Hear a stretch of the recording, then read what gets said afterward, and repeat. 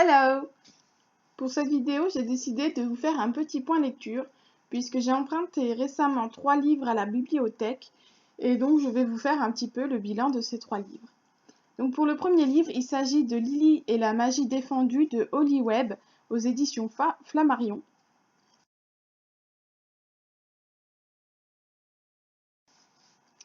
Et donc en fait, pour le résumé, il s'agit d'une petite fille qui est enfermée dans un grand château sur une île, pardon. Et sa grande sœur a quelques pouvoirs, la famille a quelques pouvoirs, mais elle est encore trop petite et elle ne les a pas encore découverts.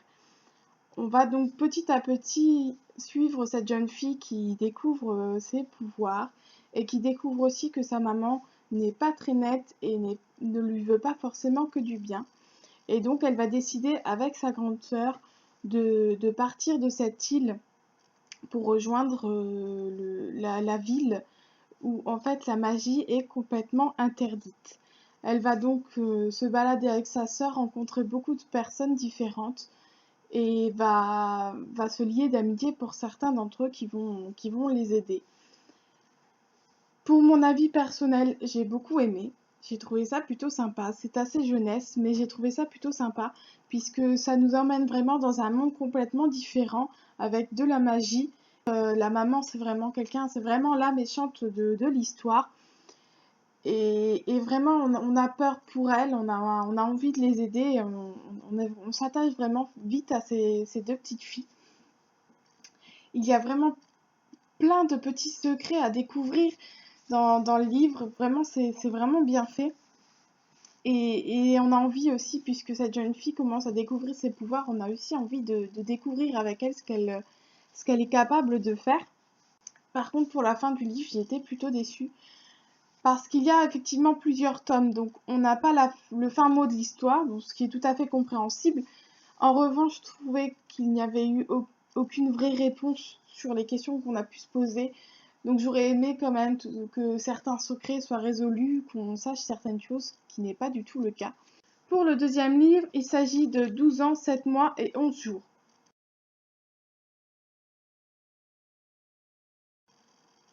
De Loris Muraille aux éditions Pocket Jeunesse. Donc c'est un livre que j'ai lu suite à une vidéo de Audrey, Le souffle des mots, qui l'a lu elle aussi et qui le présente dans une de ses vidéos.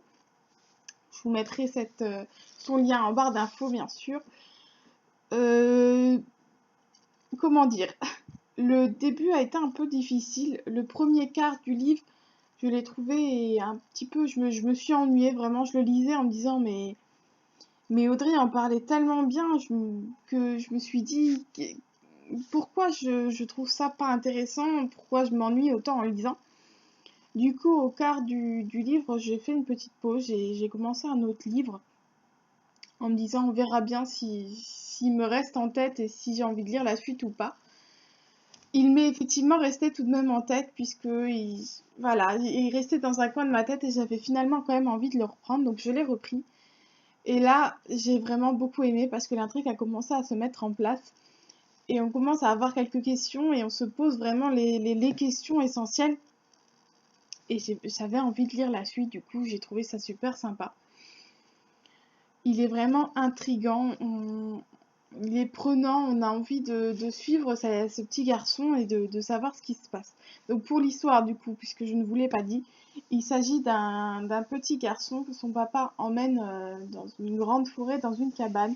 Il le dépose là en lui disant tu vas rester là quelques jours, papa reviendra te chercher plus tard. J'ai vraiment beaucoup aimé, j'ai pas envie de vous en dire plus parce que je ne voudrais pas vous révéler des choses, mais vraiment j'ai beaucoup aimé. Il se passe plein de choses dont on ne soupçonne pas au début et vraiment c'est... Enfin je vous le recommande parce que j'ai vraiment passé une très bonne lecture, mis à part le premier quart qui était un peu ennuyeux. Pour le reste, une fois que l'histoire est installée, vraiment on a envie de savoir la suite et savoir comment ce petit garçon va s'en sortir. Pour ma troisième lecture, il s'agit de Ce que j'ai oublié de te dire de Joyce Carol Oates sais pas comment ça se prononce, aux éditions Albin Michel.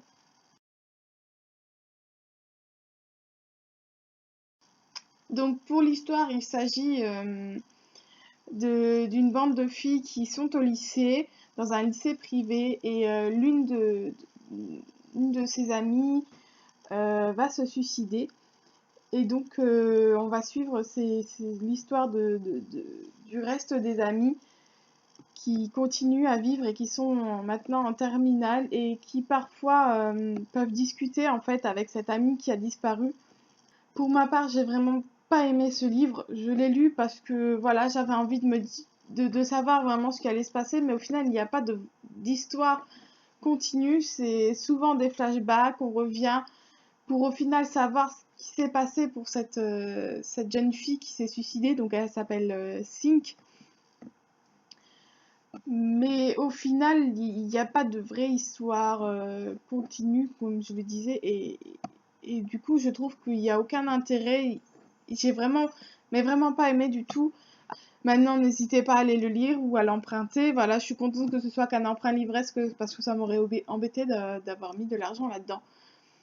J'ai passé quelques jours de bonne lecture, mais j'ai trouvé qu'il n'y avait aucun intérêt à ce livre finalement et aucun suspense. Puisque dès le début, on sait ce qui s'est passé pour la jeune fille, et donc je n'ai pas vu l'intérêt de cette histoire. Donc voilà, c'est tout pour ce point lecture sur mes emprunts de la bibliothèque. Je vous reviendrai bientôt pour un book haul, je pense. En tout cas, si vous avez aimé cette vidéo, n'hésitez pas à mettre un petit pouce et à me commenter ce que vous en avez pensé, si vous avez déjà lu ces livres ou pas. Quant à moi, je vous dis à bientôt et à la prochaine!